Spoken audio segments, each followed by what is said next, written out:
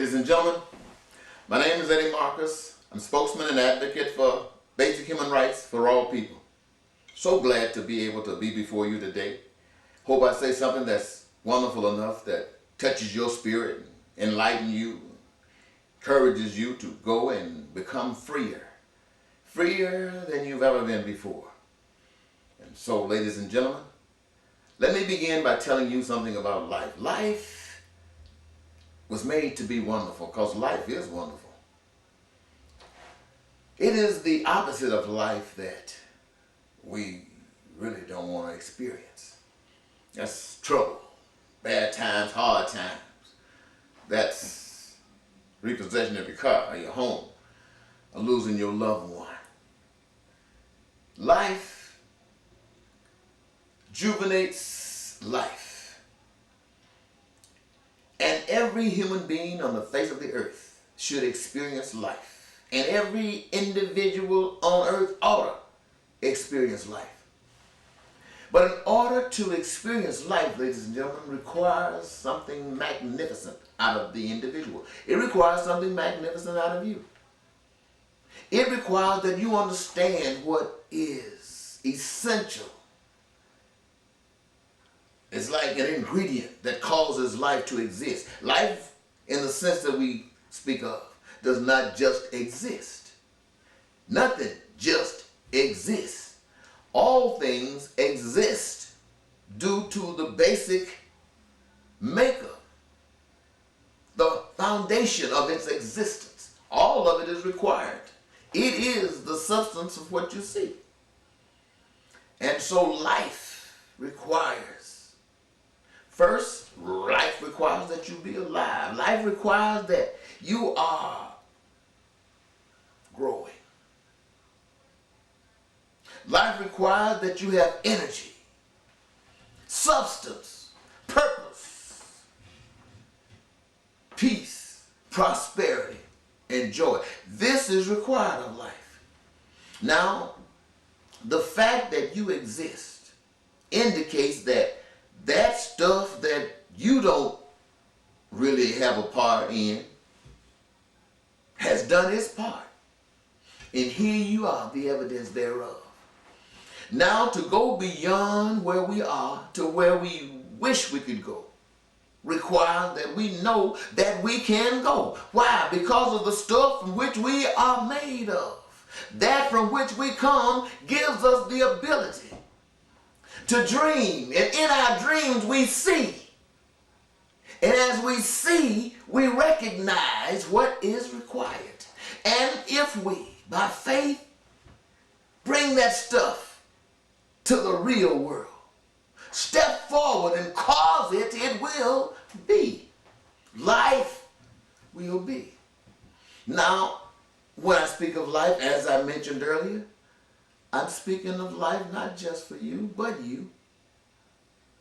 But life for everyone as well. How can that happen? In a world where we have never even talked about anything like that or thought that this could ever exist, and given some very negative eyes if you mentioned that you were thinking about something like this. Man, isn't it wonderful to know that that which they did not want you to know or think of really can exist? That which you have been told that can only happen on the other side of yonder really can exist?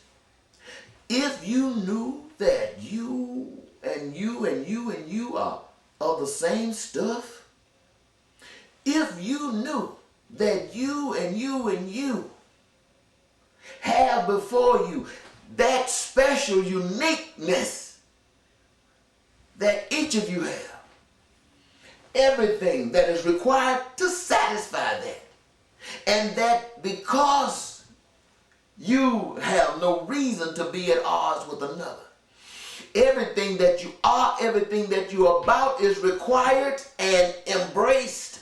Please be it, because better are we for it. We are sisters and brothers, young ones and old ones, and so on and so forth. We are sisters and brothers. I know we call each other mother and father and dad and all that kind of stuff, but we are all sisters, and brothers. And this is our playground. And that power that made us put some in our minds. We are somebody. We got a gift that's something that we want to do, something that we love to do. And we don't have problems because the education system is set up out there so that we can utilize it to get whatever is required to make us better at whatever it is we need. And yes, the hospitals, the doctors got everything they need. Research, unlimited. And it's there to keep us healthy so we can keep going strong even when we made stupid health mistakes. Yeah, that's life. That's life. And all of the various things that we have interest in, all of the things that are so unique to us, and which is a contribution to the goods and services of society. The career spaces are filled by us, we who love whatever it is that is there. And it's worked out in such a way that we don't just be tied to that. We have the chance to live with our family, to teach our kids to travel here and there, local, to travel national and international, and stay a while. That's life. We get a chance to see what the sun looks like on the other side of the clouds.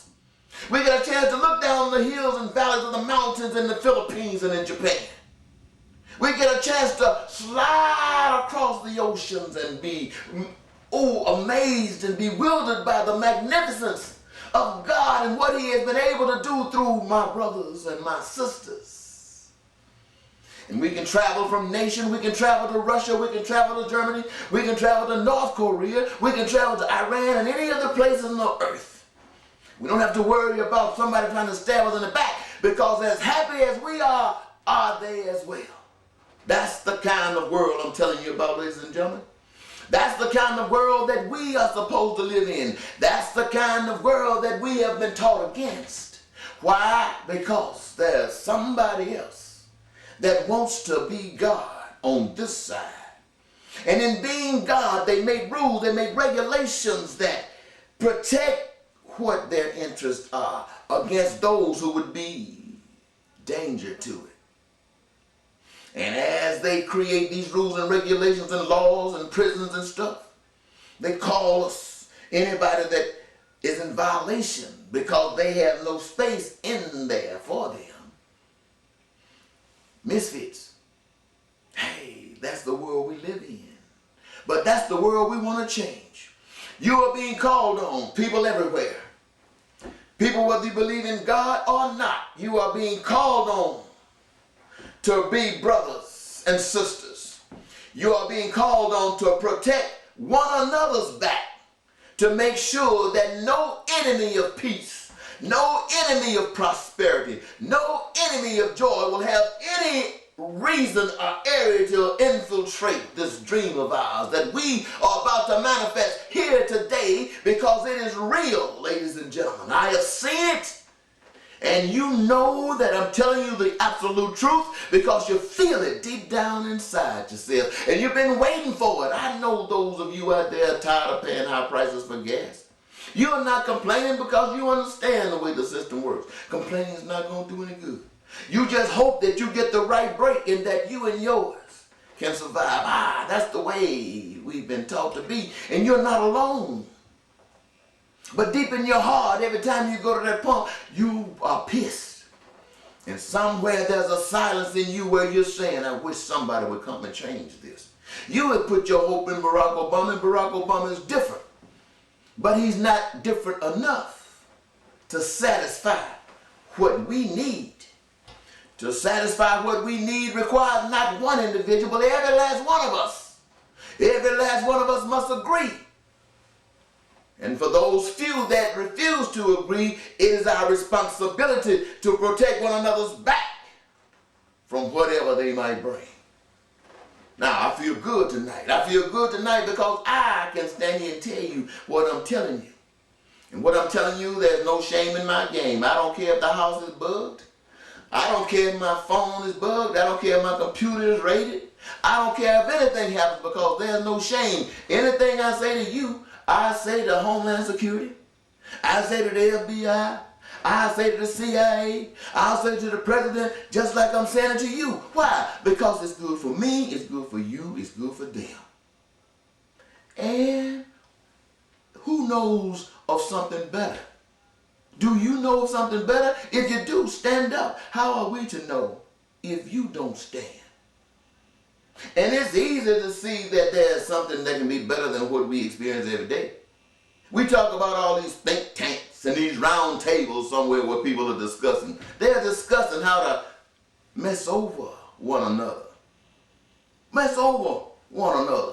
Do you notice that ever since you've been able to vote, whether you were a Republican or a Democrat, yeah, big old vicious cycle going round and around and around.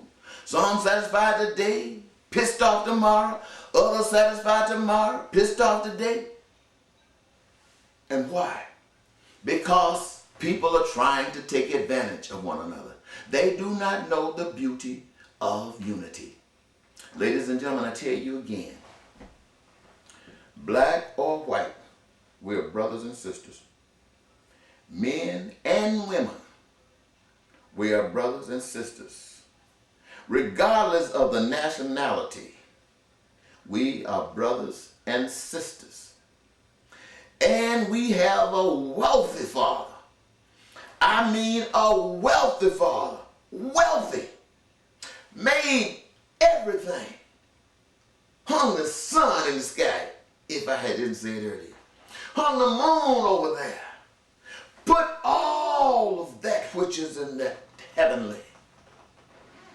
Put rivers and valleys and hills and mountains and gold and silver and diamonds and rocks and sand and fish and snakes, dogs and puppies and kittens, little baby girls and baby boys and moms and dads and grandmom and granddad.